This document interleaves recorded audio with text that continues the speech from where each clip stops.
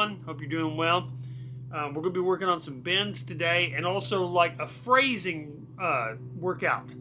So what you can do with the bend is you can take up more time, right? So rhythm is the division of physical time.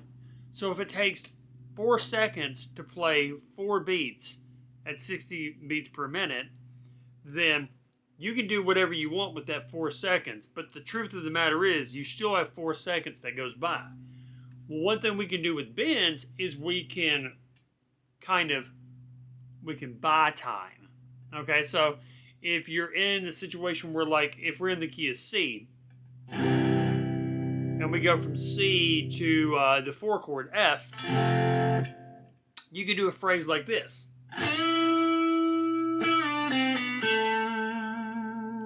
And that'll get you the C with a bend, and then the walk down into the 3 of the F chord.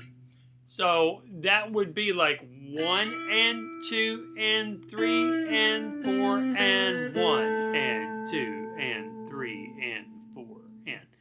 So what we're going to do is we're going to diatonically go through the key of C with bends and then a phrase.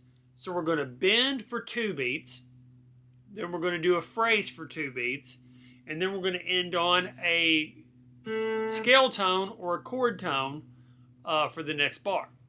So we're going to be doing all this on the G string and then the D string. So I've got bend. I'm bending G7 up to it. So that's a D to an E. And 2, and then I hit it while it's at the top of the bend. Come down, hit, hit, hit. Now there's a couple different things we can do. We can bend, hit, slide if we want to. We can do like a pull-off slide. That sounds really smooth and almost like a vocal thing. Or we can pick everything if we want to. And that'll give it a little bit more of that power.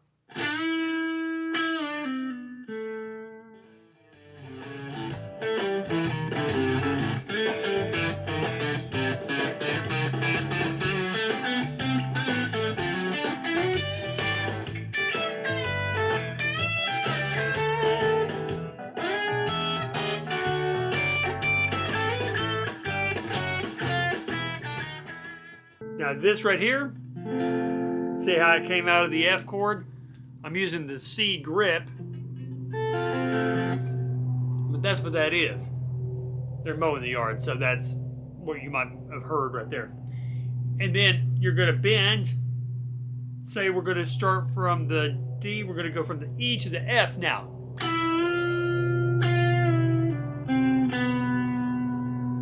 That right there is going to be really cool, and that gives you more of that sound for like the G chord and then the D minor. So half bend from E to F. So we're going back to that D note. There's the C note on the D10, and then D9 is our B note.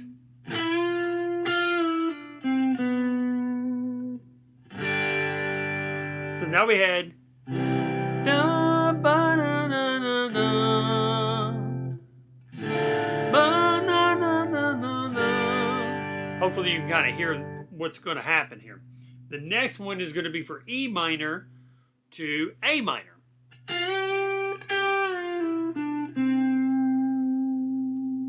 So that's going to be E minor is going to have E, F, and G. So I'm bending the F to a G. Then I'm hitting that E, D on the D string, and then C on the D string.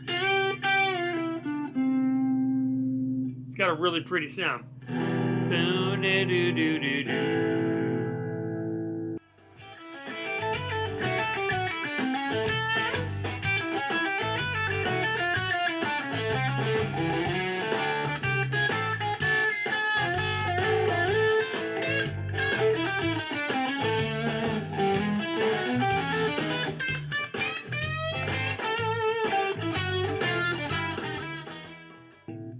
So we're continuing to go up.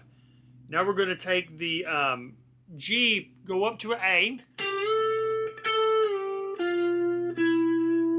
Now we have two choices. We can stretch to hit that E, or we can do a half step bend and use pinky to take care of that D note. Now this one's going to be the F to the G. That's going to sound the best. And then we're going to go,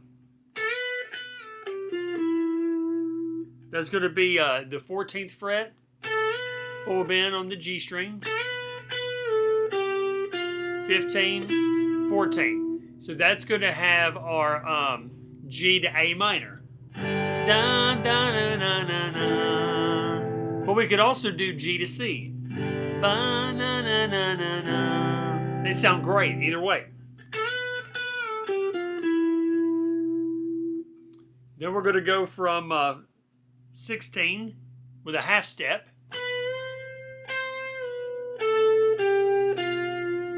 That's going to be from our A minor to F. That's going to sound really cool. But we also do the C. See, you're starting to see some of these actually go into different directions, and they can be used for multiple scenarios.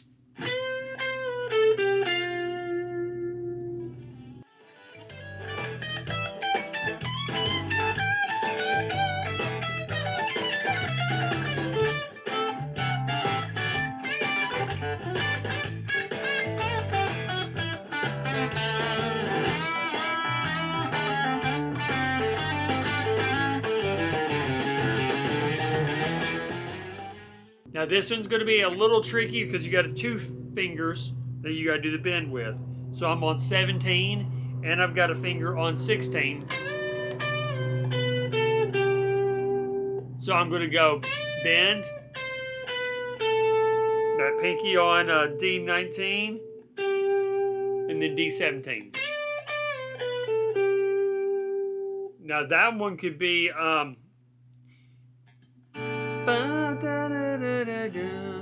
you could do that kind of a thing, or you could do E minor, or you could do let's see here, that's a D, so maybe I could do like a D minor to that G again.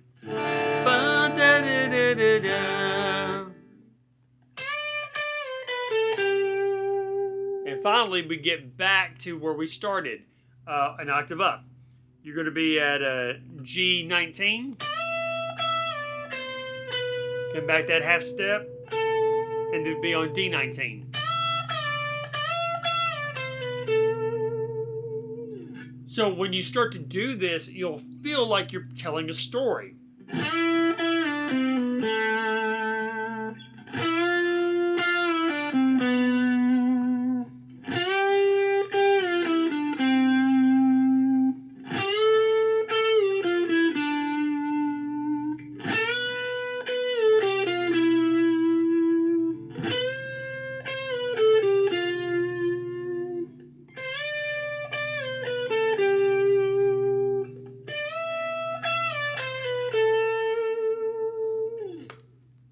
That's the key of C.